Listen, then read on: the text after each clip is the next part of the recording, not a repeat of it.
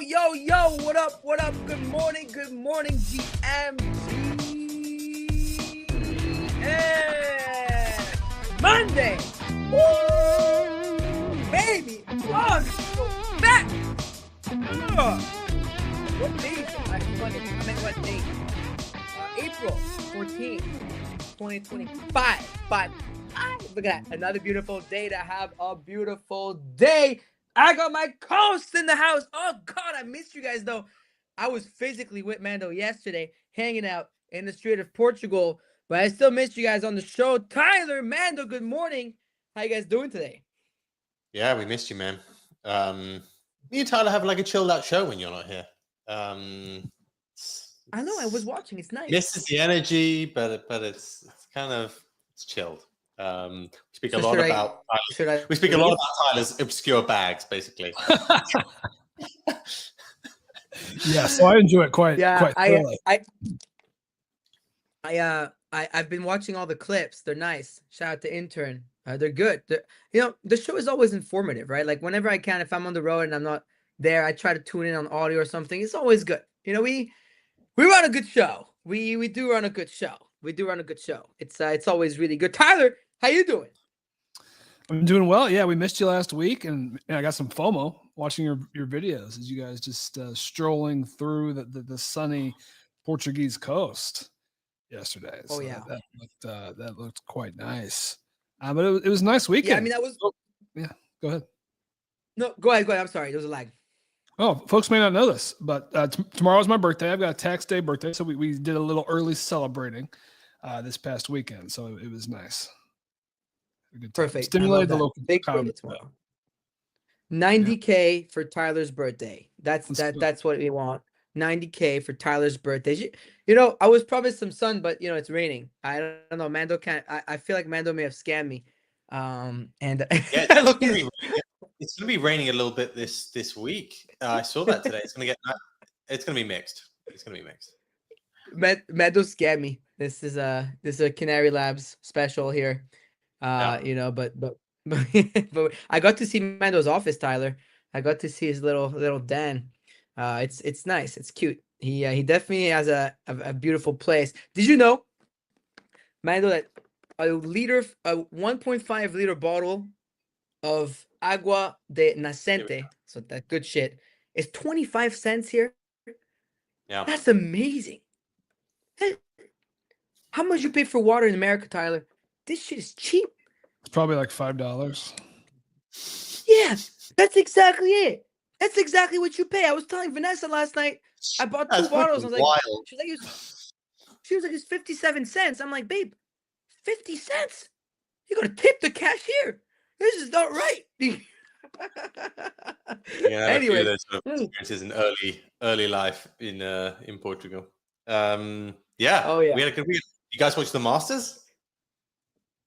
What an end. Well, I think we should start with that. Rory almost fumbled finally did it. But then never seen a man cry so much, actually. I almost cried, dude. It was 10 minutes straight. But yeah, cool to see him win. I love Masters weekend. It wasn't bad. Yeah, So Tyler, nice. you followed the Masters you followed it quite closely, huh?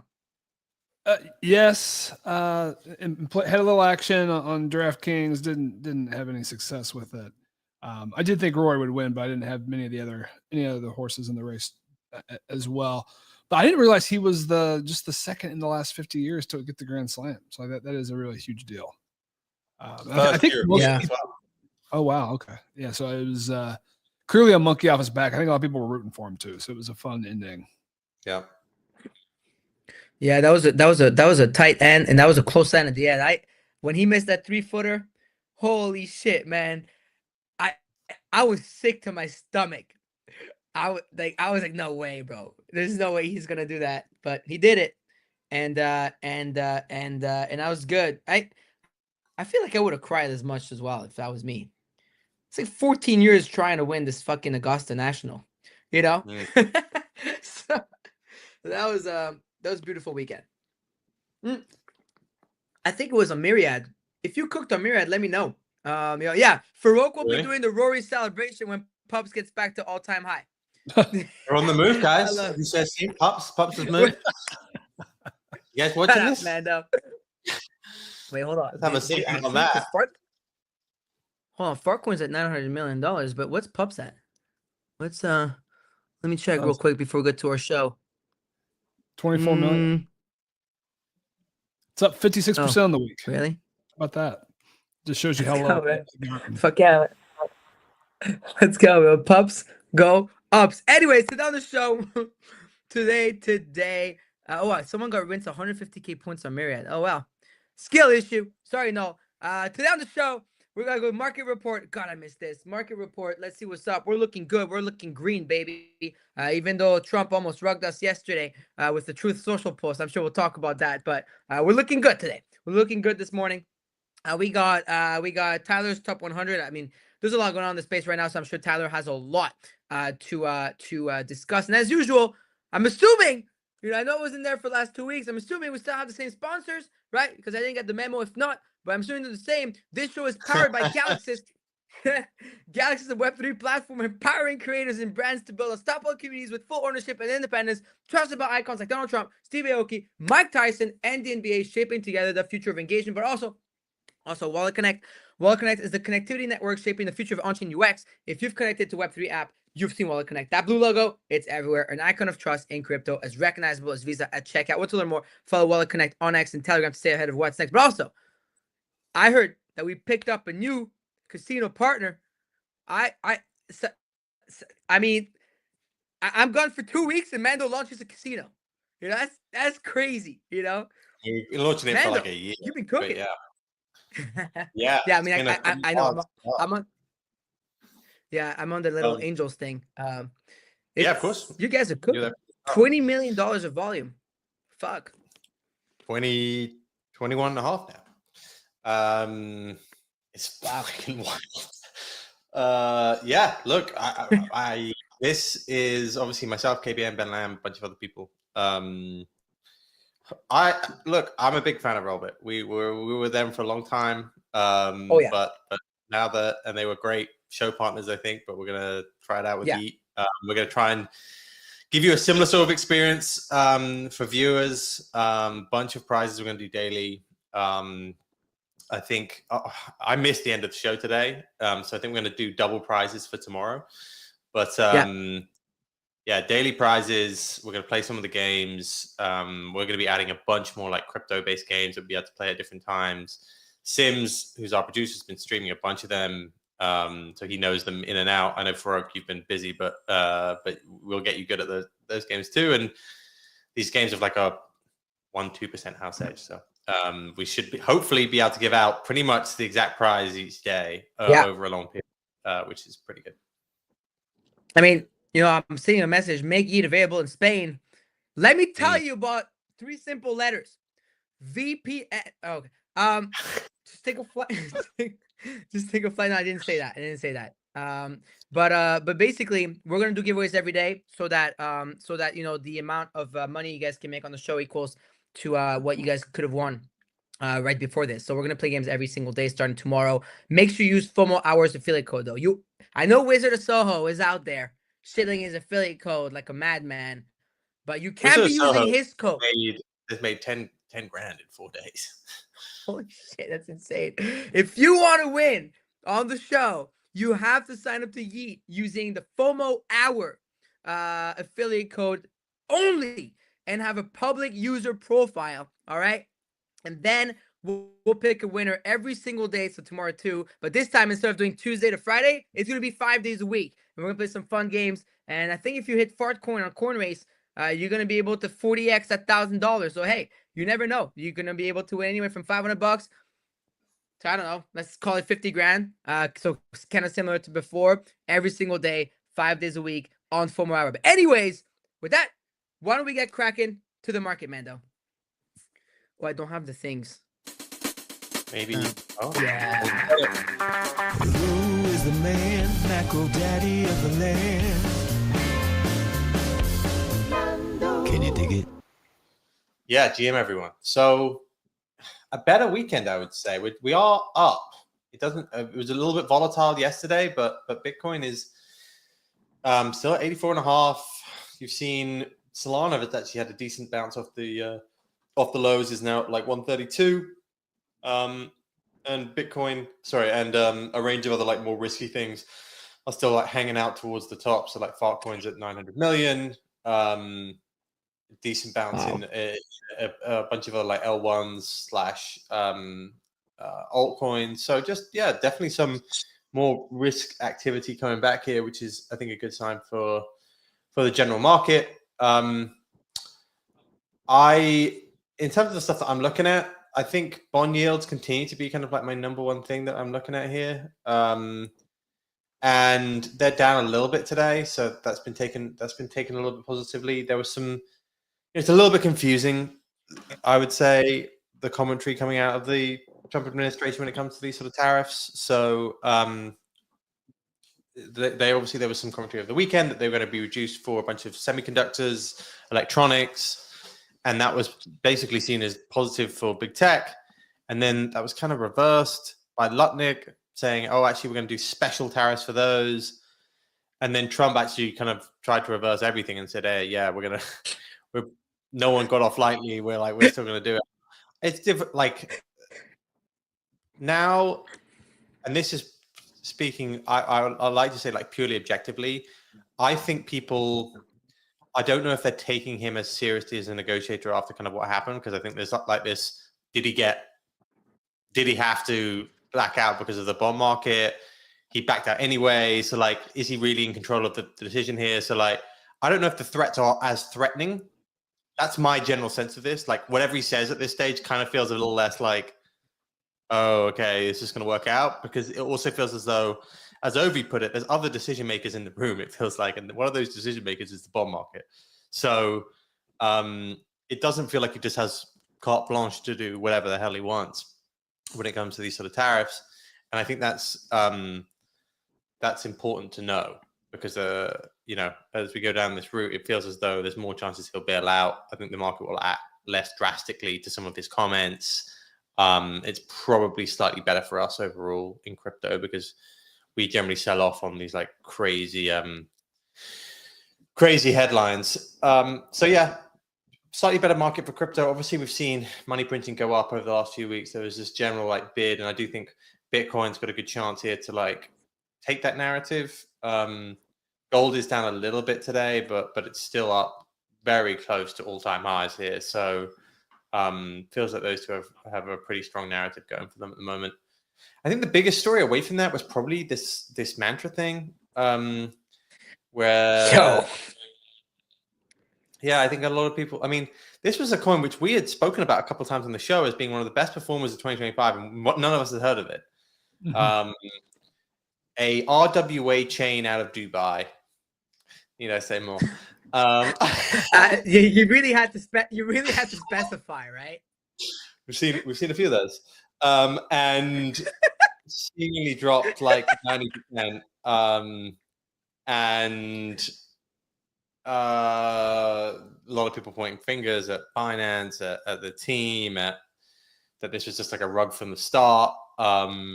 But I think weirdly, like the market sold off when that happened yesterday. I don't know if it was around the same time with Trump's comments, but I think there was also this like, oh God, like I think a lot of people are in coins where they see very little going on and they still can have high valuations. I think that's like half of crypto. Do you know what I mean? Like some of these chains aren't used and still have billions of dollars valuation. Some of these protocols are not used and they have billions of dollars valuation. And there's this like unwritten rule that like, oh, they're just going to stay there. And this, I think, was a little bit scary for people, because I think they probably think, oh, could this happen again?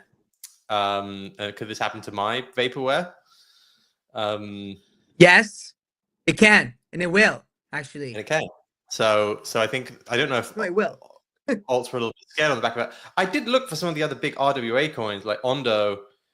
Didn't really, like, Ondo's kind of unchanged. Like, that as a narrative is an interesting one, because there's a few coins in it which like don't really do that much right now and have very high valuations, and they're kind of pivoting to being chains, or they're trying to capture it, but it's not quite there yet. So I don't know. Maybe there's more rugs to come from the RWA space. It's definitely a space.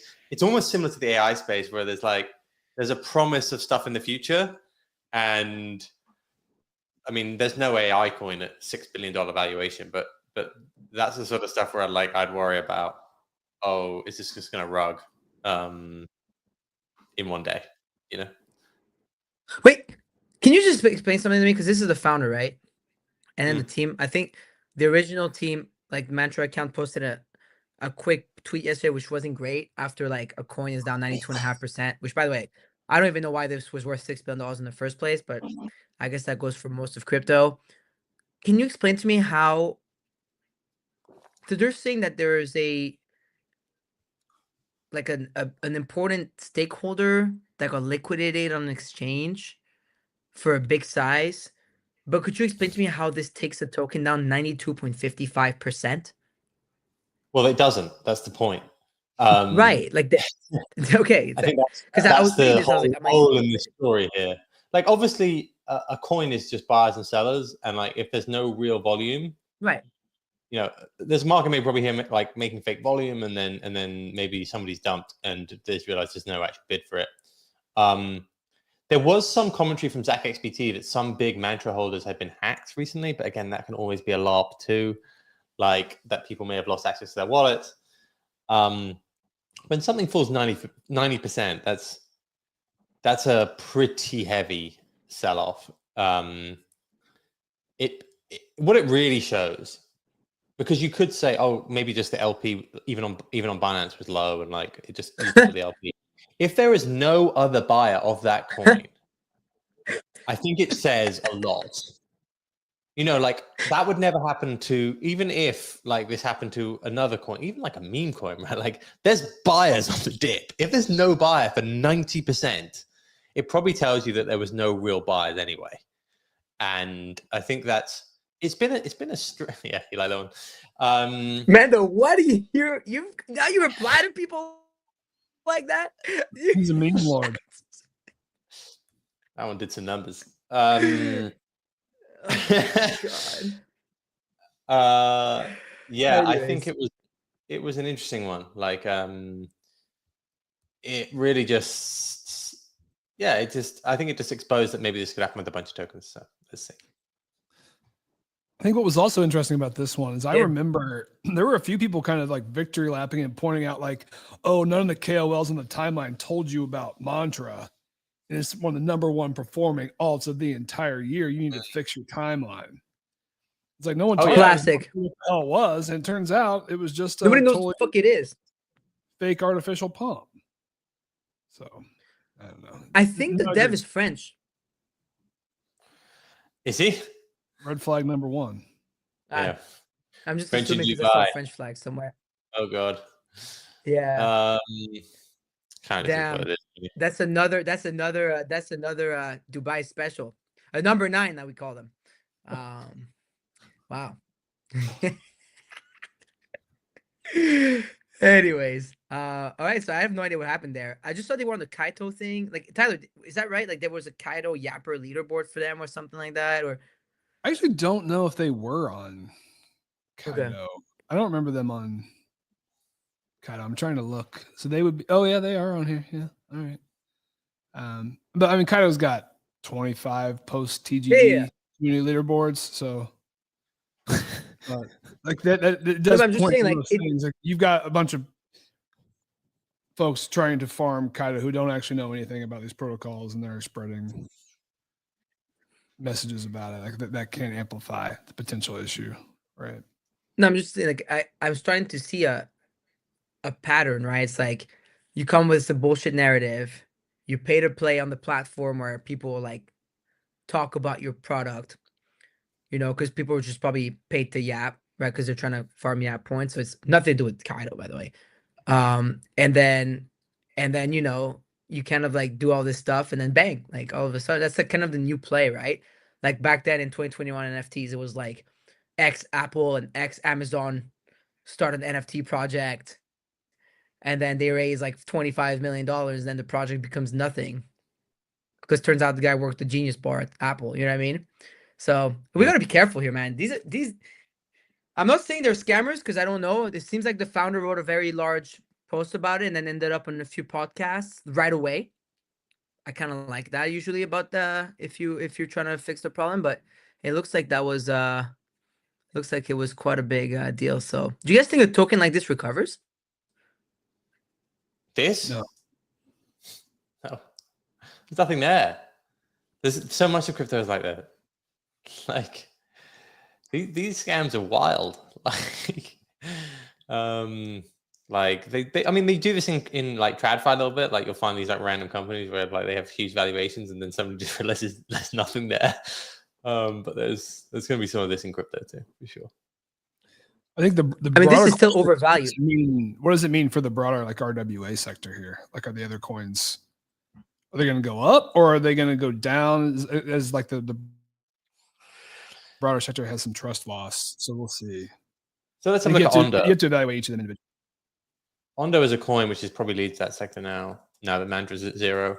Ondo, I don't think is making any revenue right now, or at least is making de minimis revenue. The hope for Ondo is that I think it's trying to pivot to being a chain that partners with TradFi in the US. Like Ondo has got some links to TradFi in the US, and the idea is that they'll be able to like onboard different like BlackRock and all these sort of guys, and there's going to be revenue from the shared funds, and then they may make some small fund revenue, but like the actual revenue to buy that token is not high.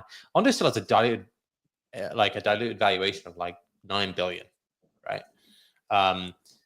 There's just a lot of coins like this, you know, like there's a promise of the future and probably like random X partnership. Like we've got a partnership with these guys on this, and like you never really know in crypto. And I think it's most prominent in lower cap coins, but during this cycle, a number of sectors like RWAs and AI to a certain extent, and maybe like gaming would be the other one, right? Like, but most of those are now have gone down a lot. But like, there's a lot of that. Just like, there's not a lot going on here for that valuation, and it's really just about supply control rather than actually about actual value.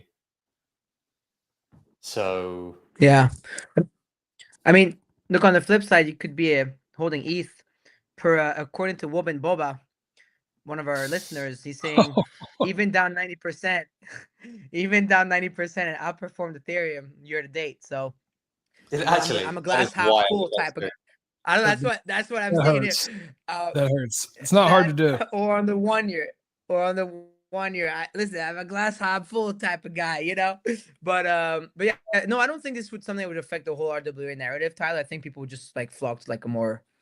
I mean, I guess people do start looking. I mean, it definitely is not the cycle of altcoins. Let's just put it that way, right, guys? It's like between the scams and the hacks and the altcoins just getting slammed nonstop versus Bitcoin and everything. And everything just flocks back to Fartcoin. Speaking of which, Tyler, why don't we go to Tyler's top 100? Because you know, I think of Fartcoin, I just think of Tyler. I don't know why. I just because of that doctor story, like last year, I guess. Yeah. You were kind of the first person to bring up Farcoin to me early on. Anyways, let's go on to Tyler's top 100. For daily NFT and crypto analysis, Tyler D on FOMO hour calls the kid can't miss. Ready to bash some bears. All right, folks, crypto majors.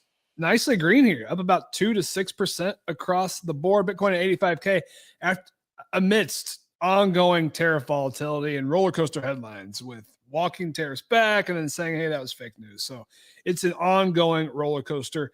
The SOL ETH ratio closed at its highest level in history yesterday, the highest ever weekly close. So ETH continues to outperform not only Bitcoin, but Solana as well. We talked about Mantra OM. That token fell 90%, lost over $5 billion in market cap. U.S. recession odds on Polymarket fell from over 60% to below 50% over the weekend, though, after one of the latest Trump tariff reversals. So perhaps recession odds less likely. Ethereum developers have finalized their May 7th Pectra upgrade, are now planning on the next one called Fusaka. Breaking news this morning, we saw Strategy buy another, is this right? 3,459 Bitcoin at an average of 82,618. That was a massive buy from Strategy. And then Metaplanet, the Japanese MicroStrategy, they bought another 26 million. So the companies continue to pile in. A headline is going viral here. Got the story from Decrypt, CryptoPunk whale Wilcox. He pled guilty, faces up to 6 years in federal prison. after filing false tax returns and concealing $13 million in income from his punk sales in 2021 and 2022. So not great. Tomorrow is tax day in the United States. In AI and memes, the prompt token reached 55 cents at peak over the weekend, hanging out around 45 cents right now, around $100 million market cap. Meme coin leaders were pretty green over the weekend. I think there's some broader strength in the sector. This RFC was one of the top movers. It crossed $100 million. One of the few times we've seen a new meme cross that threshold. So that was a big one. Fartcoin's leading all movers on the day across crypto right now. And then one to watch, those Trump token unlocks start this Friday, folks. Yes, it has been 3 months. April 18th, $330 million set to start unlocking. A couple other stories here. Odin.fund has paused its Bitcoin meme trading and withdrawals after their co-founder was hacked. So that's not great. The latest OPEPin set, Zoo Pepin, one of the more fun stories in NFTs we've seen in a while. They opened up at a 2.5 ETH floor, 20, 30 sales in that 1 to 2 ETH range, current high sale of 3.5 ETH. We saw Bitcoin NFT leaders and runes were pretty green over the weekend. Those Taproot Wizards almost back to 0.2 Bitcoin. So that's 10 ETH roughly. So that would put it right neck and neck with Pudgy Penguin. So that's a pretty big floor. And then this abstract Bitcoin Ponzi game, it fell off a cliff on Friday, but refresh the charts. There's no but. Where is it now? It's grinding back up. It's back to $7. So maybe this thing has another set of legs in it. So we're not doing another week of Bitcoin. We don't have to talk about go up. Talked about your micro bags for enough here, and it went down 90%. It was, of course, like the fall that everyone expected. I think the open question was, would it have any kind of a rebound? And it looks like maybe it does, but no, not really. See. I think we're really fucked on that one. I think we're. They just announced a new system to it, Tyler. If you open up the Twitter, you'll be able to have a look. They've now got macro strategy bonds, Michael Baylor, and all sorts of other bits and bats going on with it. So they're doing something big. Yeah, they're doing something big. Big things coming with the Bitcoin B. You know. Yes, indeed. It's been 3 months. So it's been 3 months since Trump. Yeah, and that means it's been 3 months since Melania. Correct. So Melania will turn 3 months old on Saturday. Yeah, it was right after. Was it one day after Trump? No, it was 2 days. It was 2 days after. No. Friday night, Sunday. Yeah. Yeah, the best 2 days in crypto history. Before the worst. So yeah, that's going to be a big story to watch, right? And it certainly what do we feels think happens here, guys? What are your calls? What do you think happens? Like usually a token before an unlock like this pumps, and then you can that's the wrong one. Sorry, and usually kind of sell into it. What do you think? You think do you think they're just going to recklessly dump $400 million into it? I don't think so, right? Surely you don't just do that. If it doesn't dump, I could see some folks take that as a sign of strength, perhaps. Because like this was the big hurdle coming up. I don't hold any Trump coin, but man, I mean, it's also like this thing has got no momentum, no one talking about it. It's like, why? And it's still so expensive. It's like, why would you buy it? I think they need some kind of a big curveball announcement. I gotta go, lads. All the best. See you, Mando. Pups go ups. So, I mean, what do you? I don't even have a read on this. Zero read on it.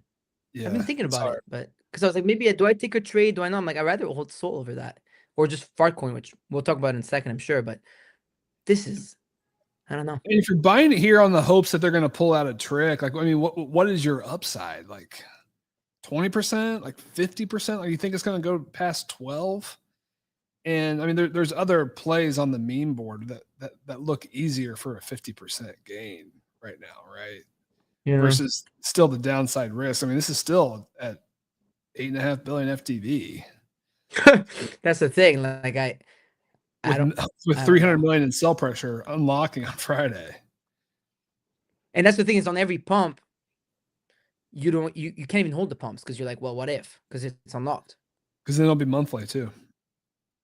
So not only do you have to survive you have to survive like the first week, right, to see how it's going to shake out right after it goes it opens up, but then you also have to survive it every month.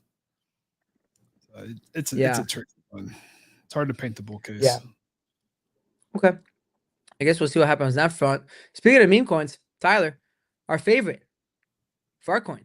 I mean, guys, ever since I've been gone, this thing has just been ripping. This is just like insane. I bought some literally. I was at the airport 2 weeks ago from today. 2 weeks ago today. I was on a Monday night. I was at the airport and I had some Solana in a hot wallet. And I was like, yo, what if I just like, it's not an insane amount. I think I said it on the show, but I was like, I'll just buy Fartcoin with it, with the whole amount. And let's see if it pays for everything. And I have to say, man, this thing has paid for my whole trip and then some. I mean, it's starting to pay for my future Lisbon rent at this stage. You love to see it. It's just been ripping. Yeah. It was the perfect. What happens now, Tyler? We called it. We had the perfect read on this, by the way. It was. I mean, I didn't think it would go back up this fast. If I'm being totally honest.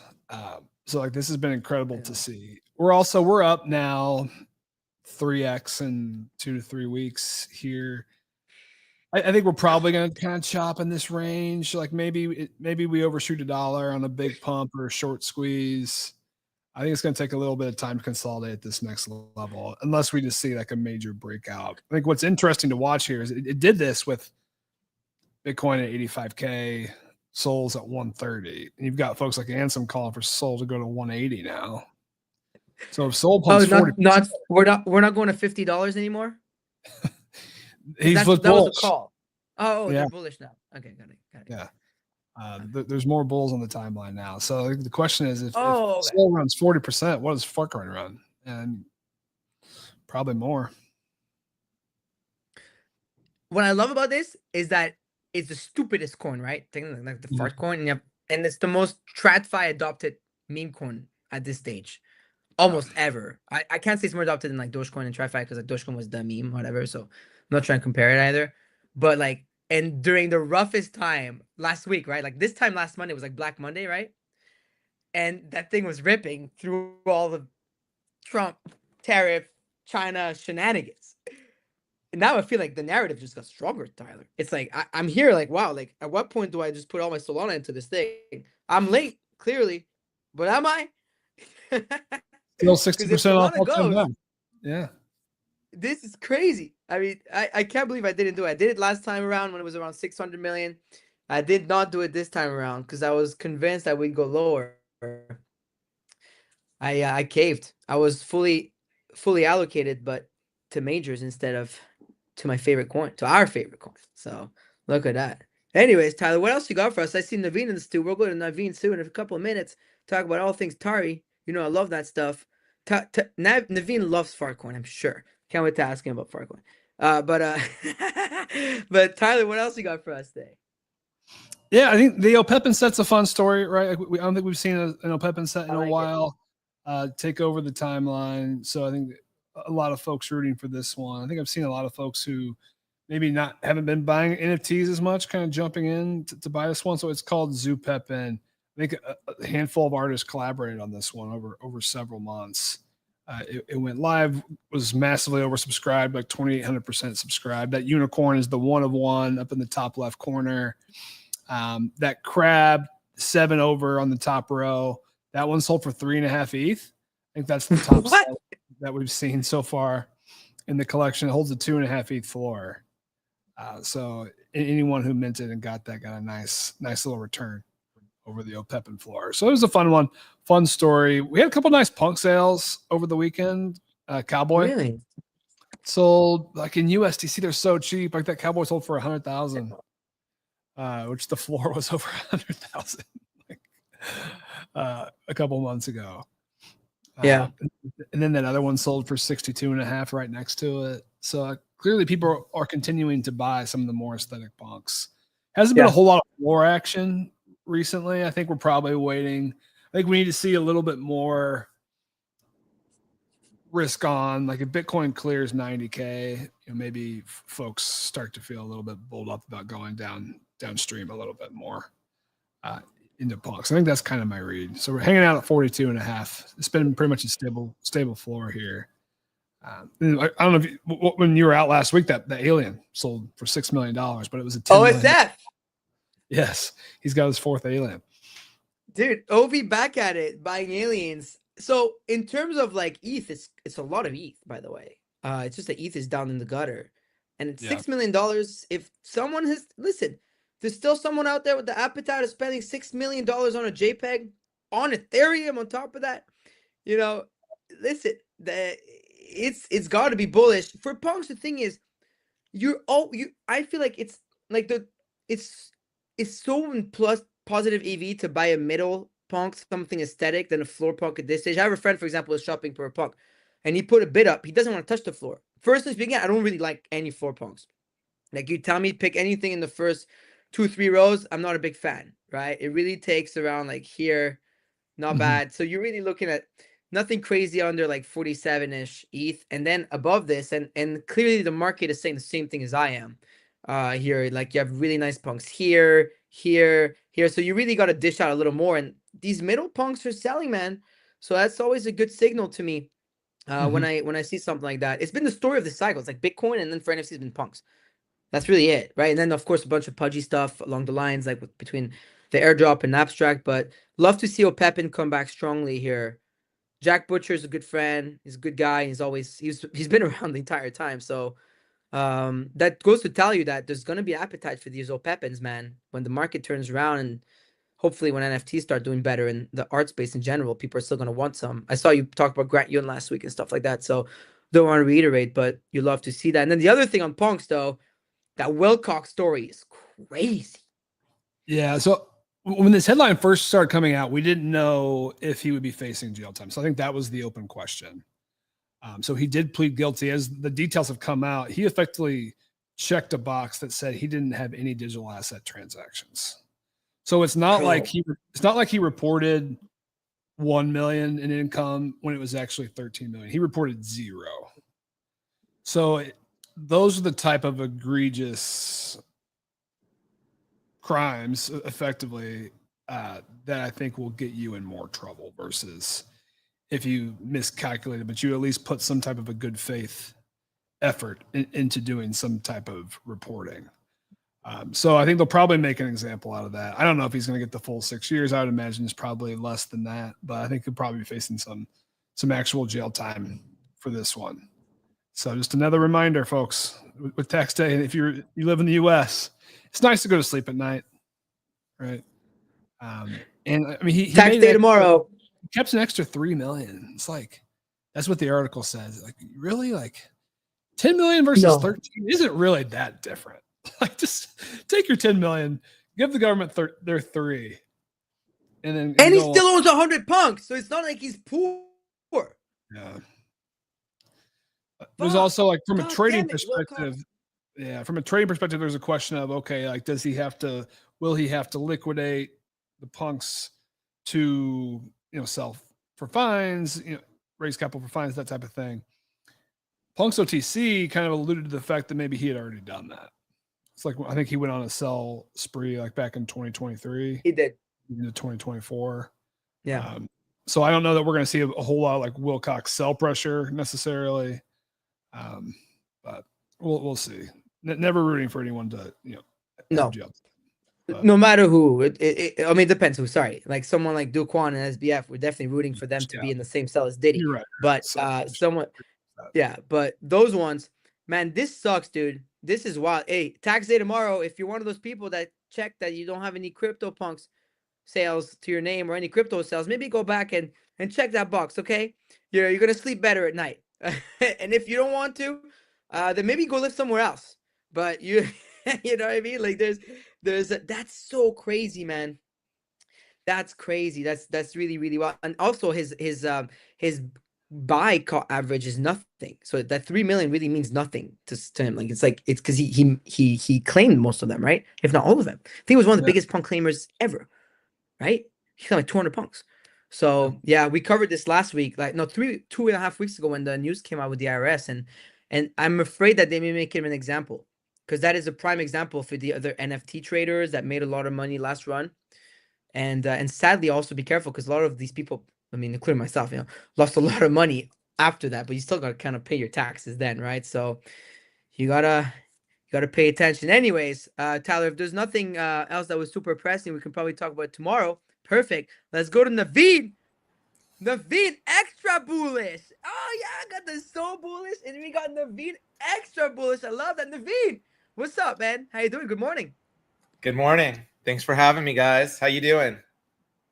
Naveen, thanks for coming. We're good, man. We're really good. Another day in paradise, Yeah, hell yeah, man. It's well, it's a green day, right? So better to have a green day than a red day. Oh yeah, it definitely. Oh wow, it is. Wow, we're definitely green. I just looked at prices again. I don't have my double monitors this time, so I can't have a whole price monitor next to me. But we're definitely green. I love that, Tyler. I feel like you got to change your name to like Tyler Ultra Bullish. I wear the green hat every day. I'm feeling ultra bullish, and I wear it most days. The green Bulls hat is my signal usually. I mean, Naveen, how you feeling these about the market and everything? I mean, you're always bullish. You're an OG. I mean, you've been in crypto for forever. I mean, how's it been the last few weeks? I mean, look, it's obviously very hard. I know for everyone with the macro, it just feels like whiplash every day. Some new pronouncement from the king. The king, says this and then he says that, and everyone's like, oh my God, what is he going to say next? And I think that makes it really hard for everybody because, we're all trying to find our way and we all have different stories that, we believe in. And so, but, look, I think obviously, just like you guys, I believe very strongly that this is the future of money. This is the future of finance. Like we're all in the right place. And it's just a question of like which technologies end up being the thing that is super successful over the next, 3, 5, 10 years. And I have my long-term conviction back. You know that I'm not much of a trader. I don't pay attention to charts really. I don't like watch price all that often because I've got my like long-term bets and I just kind of like let them ride up and down, up like the roller coaster kind of vibe.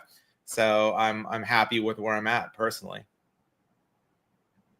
No, I love that. I mean, Naveen is one of my very, very close friends and also a genius, honestly. I often turn to Naveen when I need some advice over everything that we're doing. So Naveen, why don't you like give yourself a little bit of an intro Sure. for our audience that may not know you as well as I do. And then let's talk about Tari because you guys are one of the chain/narratives that people are actually looking forward to on the timeline. A lot of actually very smart people talk about it. Mando has told us a few times on the show already that they've invested in your company as well. So he literally put his money where his mouth is with you guys. So why don't you give us a little introduction of yourself and then what's happening with Tari in general? Yeah, totally, man. So I'm Naveen. I love building things. I started off my career actually in the music business, started working with bands, building their websites and fan clubs and online stores, had a lot of success in that first business. And then I, built my second business in the logistics space, founded a project and put it through Y Combinator in 2014. I love betting on startups. So I'm an angel investor in many, many, many, many different things in the crypto space. Like I was a seed investor in Layer Zero and got to participate in one way through, in the Solana Series A and, a bunch of other things.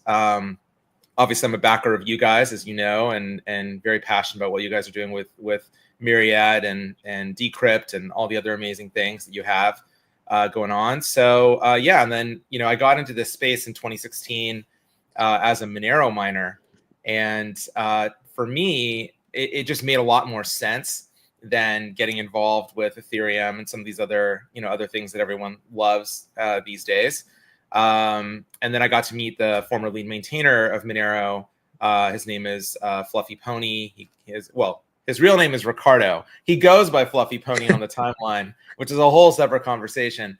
And he's a total OG, such a great dude. We're totally cut from the same cloth. And we started working on the Tari project in around 2017. So it's been a very long road for this project. It's taken us a really long time to get to like where we are at. But obviously we're really excited about it. We think that there's a new opportunity here, and we're bringing sort of a fresh perspective to the table.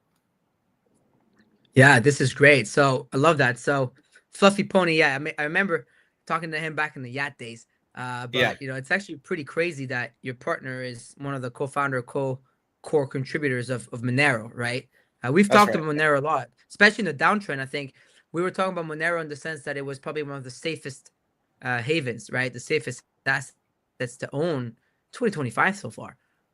Which is really impressive. So when we're getting into mainnet for Tari, sorry, because I know you guys have mainnet coming up in April. It's coming up very soon. People have been mining Tari for a minute. I've been seeing it all over my timeline. So what's Tari? Because Naveen, you and I talk about this a lot. There's a lot of chains out there, but there's a lot of surveillance chains out there. Yeah, a lot of surveillance going on. Tell us how you really feel about blockchains, Naveen, and why Tari? Yeah, so I think that there's a couple key elements to Tari. So the first thing I'll share, I just shared my screen if you want to put it up. So basically, let me do it right now. Our general view is that what really matters in this space, what really matters for any given token, is the number of people that care about it. So as we were thinking about how to design Tari and how to create the best possible opportunity for a new protocol in a world where there's, as you and I've talked about, like literally a cajillion protocols. Like how many protocols are there? It's unbelievable when you really kind of look at the data, like tens of thousands or something, or some crazy number. So how do you optimize for like having the best possible outcome when you're building a new protocol? And what we thought about is the best thing we could be really doing is figuring out how to create as much emotional connection as possible with people. Because at the end of the day, when people choose to buy something, it's an emotional decision. I mean, you can look at all the charts you want, but the decision to buy something always is essentially an emotional decision. You're kind of justifying it to yourself at the end of the day that I should pay a price for whatever token X, Y, and Z, or product, or whatever it is. And so when we thought about it, we thought, gosh, proof of work as a technology is where we started, right? Like that's the technology, that's the security model for Bitcoin. It's the original security model for Ethereum. It's the security model for Monero and for many other tokens and protocols that people are very familiar with. And we realized that proof of work is sort of a lost art. It's a technology that we've kind of like pushed aside in favor of proof of stake, but there's some very interesting trade-offs that people just don't think about. So I don't know about you guys, but whenever I get an airdrop these days, first of all, 9 times out of 10, I'm instant seller. Like, I don't care what it is. I don't care where it's going. I'm like, because I get punished. I get punished so often when I don't tell Jesse Pollack about that. Sorry, what? I said, don't tell Jesse Pollack about that. Oh, yeah. No, I mean, it's like, but it's crazy, right? And I think, we all feel the same way about it. And I realized that, gosh, there's this huge problem where you receive the token, you didn't really do anything for it. Maybe you clicked some buttons, you farmed a testnet, you tweeted about it a few times, like in the Kaido era, like everyone tweets about something a few times and expects to get rich, but what I learned in the music business is that if you get something for free, you don't really value it. There's no value connection if you get something for free. Like I used to get shit all the time for free and I don't value it at all. And what I realized is like, man, we're kind of really fucking it up with this proof of stake stuff. And the reason why is because you're not getting people to make an emotional connection. You're not asking them to really commit to doing anything in exchange for the token. Where with proof of work, you have to do the freaking work. You have to mine the coin. You have to. There's an electricity cost. There's a compute cost. There's a time and effort cost. You've got to do something, right? And so the first decision tree for Tari was like, man, maybe we need to really optimize for emotional connection here and build a product that people can use to mine Tari that hopefully creates that bridge in terms of like connecting with people like in their hearts versus just connecting with people in their minds. And so, so what we decided to do is build the world's easiest to use crypto miner, right? So this is called Tari Universe. It's what you see on your screen. And it's really kind of a remarkable product because it's 3 steps. You download it, you install it, and you run it. And it runs on basically any modern Mac or PC. So you don't need like custom hardware. You don't need to be an expert at mining. You don't need to be like some guru cryptographer, rock star. You could just be like, you could be my mom. You know, you could be my mom and you could like download this thing on your Mac and you can mine Tari. And it when you run it, it's dope because it does basically everything complex for you behind the scenes. It creates your wallet, connects to the network, syncs state, you know, helps you join a pool, and you start mining within, you know, very little time. And what we do is we represent the blockchain as this 3-dimensional tower, and mining is sort of a race. It's a game.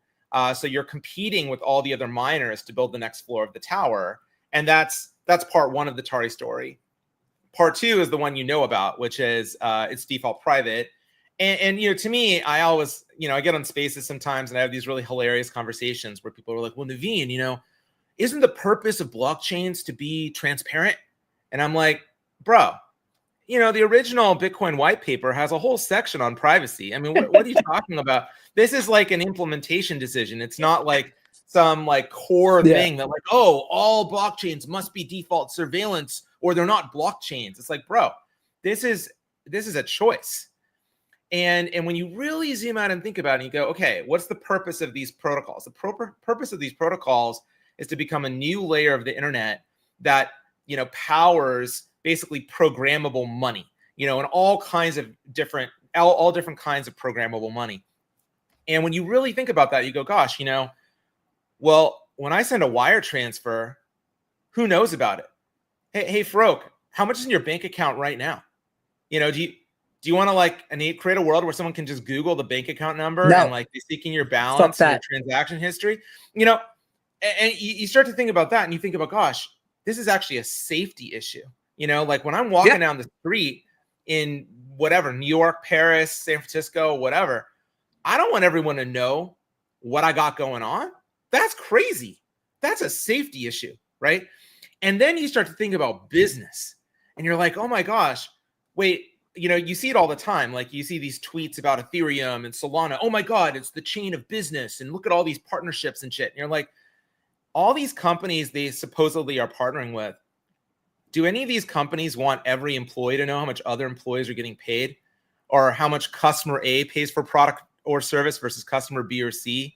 Or could you imagine if like any corporation has a stack rank list of all of their customers by revenue or volume? You know, anyone could create like a Dune dashboard and just like vampire attack their best customers. Like, could you imagine if the world actually worked that way? Like no business would be successful because the cost to acquire a customer for most businesses is pretty high. And you need to like build loyalty and have control over your customer base in order to maximize your lifetime value. You don't want to have Delta Airlines in a scenario where American and United are poaching all their top flyers. Delta wouldn't survive, right? And so you start to think about that and you go, gosh, you know, well, what are the surveillance chains built for? They're not built for business and they're not built to keep users safe. So who the fuck are they for? And by the way, I'll tell you this. I mean, you guys are traders. You know, not that's really not fair. You're much more than traders, but you like to trade. That's one thing you like so to do. We love to trade. We love to trade. You love to trade. And think about it this way. Do you really like everyone just like following your wallets, Farouk? I mean, you're a favorite guy. You were with me in 2021, Naveen. You were by my side. Yeah, I mean, this year specifically, like it really hit home with me. I don't know if you saw the story about the Chicago man. I don't know if his details were leaked in the Ledger leak or how they found out. They kidnapped his kids. Like that was a few blocks, like less than a mile from me. Oh, dude, that's crazy. Yeah, I mean, well by any means, but that's very scary. And it's like I think more and more people see that and the need for privacy. You were 100%. I think we've seen it more this year, Tyler, because there's been so many more crimes. And they've been more public because usually they're very private. You don't talk about these crimes. Now that crypto's cool, the media picks up on it. But you're right, Naveen. You don't always want people to just look into your thing. Or even there was a moment in time early on Rug Radio where I had to pay my employees in crypto because I didn't have any off ramps. No banks wanted to bank. We were bankless for a long time, and I don't feel comfortable that just the average person can go and see how much one of my team members is paid. I think it's not fair to them either. No. It's just unfair to them. Forget me. It's unfair to them that people look into their stuff. It's just not how things should work. Well, I mean, we could get into a whole like ideological conversation about how, you know, if you take away people's privacy, you're really taking away their freedom, because, you know, there's this concept of a panopticon where, you know, if you feel like you're being watched, like I want you to imagine like you're on like, I don't know, the subway somewhere or something, and you know someone is watching you, and you kind of like, I don't know about you, but sometimes when I feel like people are watching me, I don't know what to do with my hands. You know, like I'm like, well, do I put my hands down, or I would cross my arms, or like, what do I do? And then, you know, inevitably we all have these devices now with us. So like, I'll pull out my phone because like, I'm uncomfortable that someone's like fucking watching me and I don't know why they're watching me. And so what people don't realize about default surveillance systems is they actually change your behavior. If you know that you're being watched, you may not do all the things that you normally would do. You're not able to be your full self. And if you're not able to be your like full or true self, are you really free?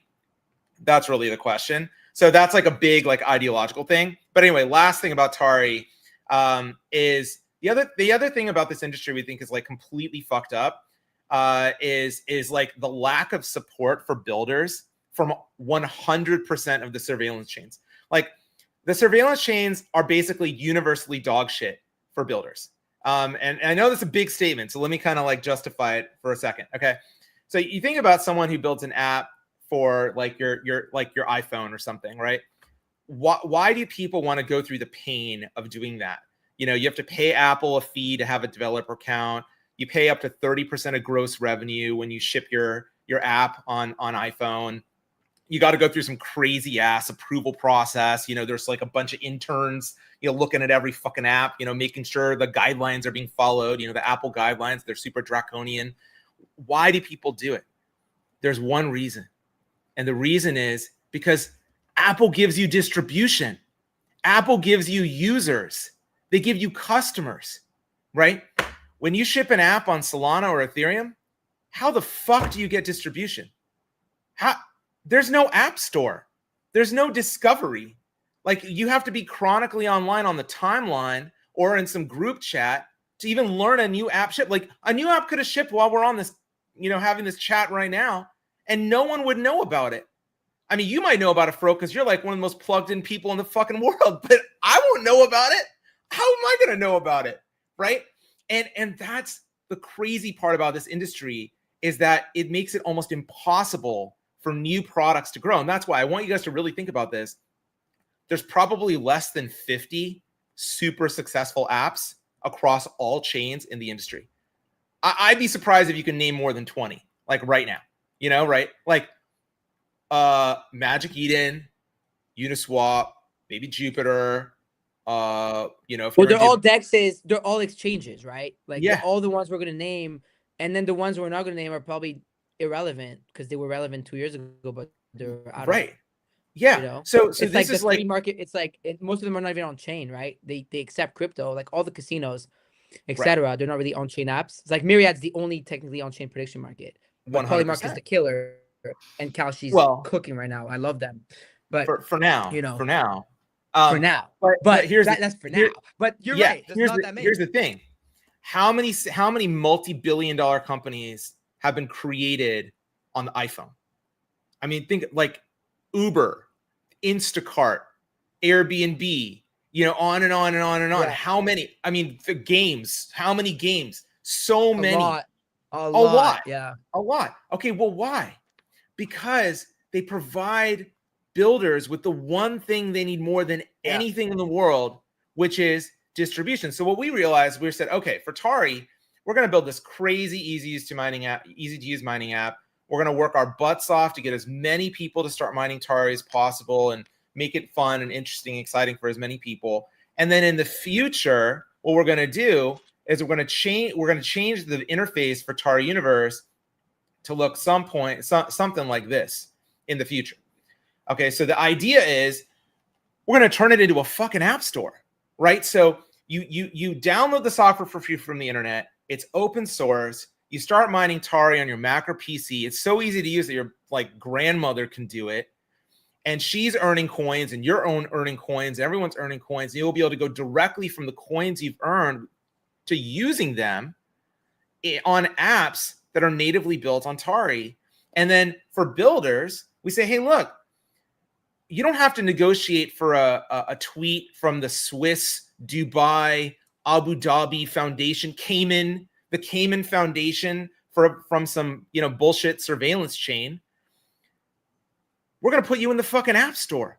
We're going to put you right here in every user's hands that are mining Tari. And as the number of Tari miners grows, the value of the distribution grows, and it becomes a better and better and better developer platform.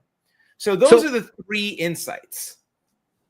So let me ask you. So I love the App Store approach. This is you and I have talked about this, but that's the reason why we went to abstract and not the other L2s, etc. Is because totally, I like the idea that Luca was similar vision than yours, and I love that difference with you. So Tari is an L1, right? I want to clarify that for people. Okay, that's focused based around privacy, similar to Monero. The other thing is, so 2 questions is, 1, how does someone mine? Because Tyler wants to mine.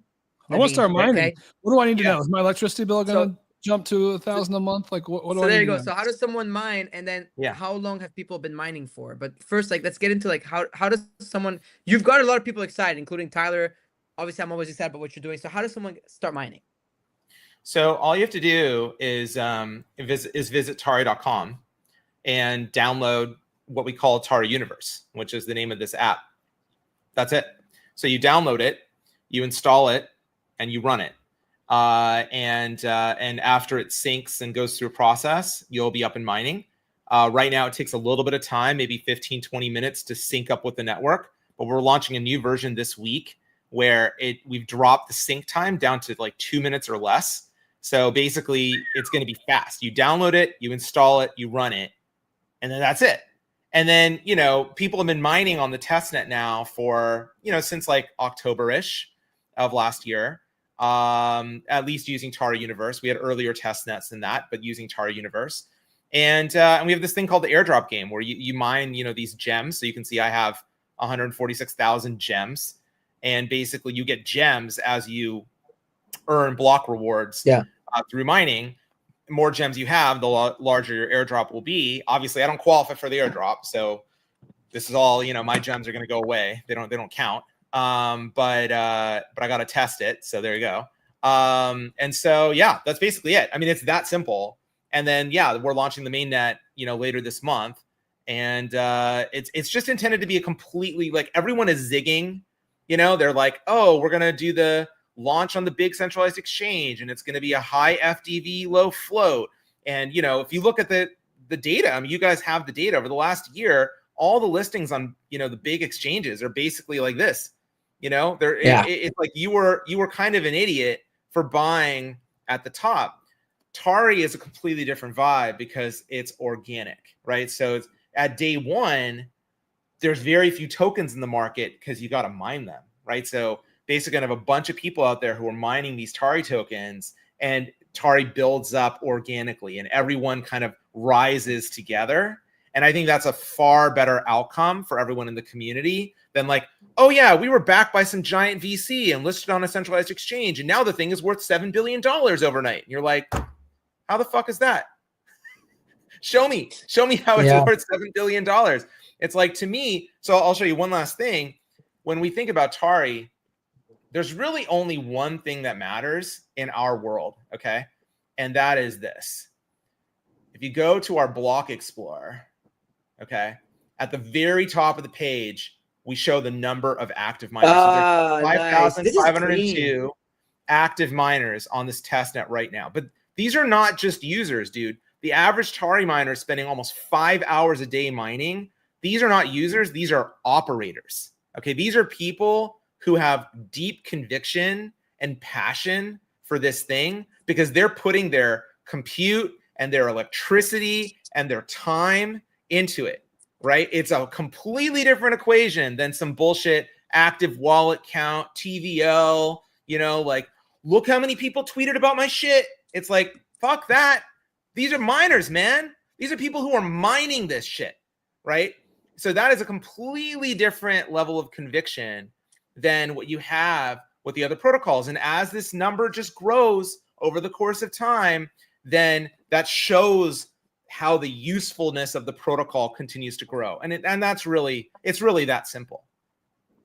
So can people still hop on? I know we're over time a bit here and we're going to have to wrap up, but just quick question because it came from our intern here on the side chat. So can people still hop on now prior to so you have TG, you're going mainnet today, tomorrow? No. Later this month. So there's okay, sorry. You're still early. I promise. You're still early. So you can still go on right now and mine. Okay. 100%. If you started today, you're still early. It's still in testnet. And the other reason to do it, besides gems and maximizing a potential airdrop, is you can run the experiments on your system so that you're ready for mainnet. Because otherwise, you wait till mainnet, you've not tried it, and then you go, oh my God, you know, is my system working properly, whatever. Do you need a crazy computer setup, like gamer crazy?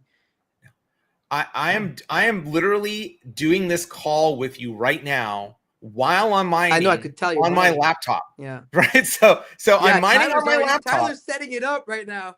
This Tyler is probably already sorted. I can see his face. Soon. He's just I literally can already tell this guy's on Tari.com and he's so that's what was happening. Like I noticed that because it says top left, like stop mining.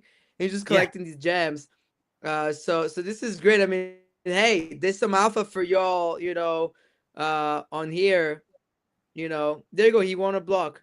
But you know, start mining, Tari.com. It's gonna be a fun one. It's gonna be a lot of fun apps on there, and I think we're gonna be cooking with Tari on the Decrypt Rug Radio Myriad side. So I'm very excited to work with Naveen a little more here.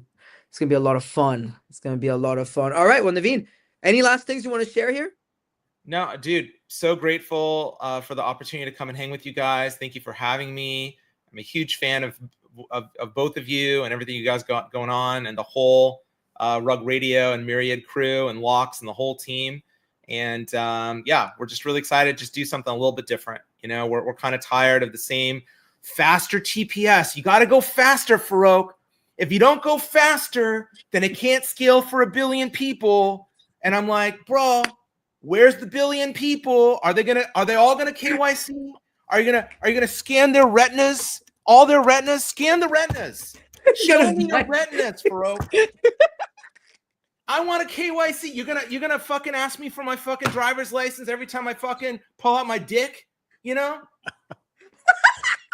Come on, man. Let's do something a little fucking different for once.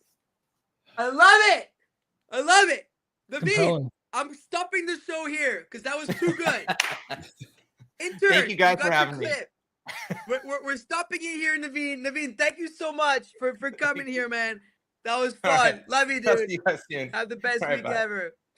See you, man. Oh man, that was good. I love Naveen. Honestly, some of my best conversations, some of my, a lot of my inspirations, even how we're trying to shape, craft everything that we're doing on the Myriad side. Whenever I got a roadblock, I just call this guy. He's always got some good advice. Anyways, look, he is, man. He's OG. Like, he's the type of guy, like, he comes on the show. He doesn't just talk to talk, right? Like, he's been doing it. He's been doing it for a minute. So you guys should definitely check out Tari.com.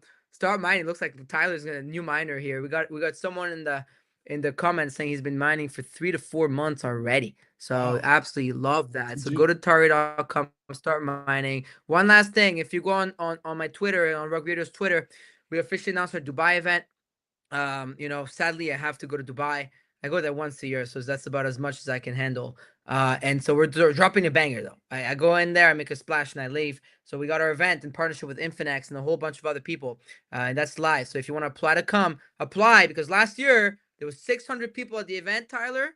They shut down the doors, and there was 600 people more downstairs trying to come up.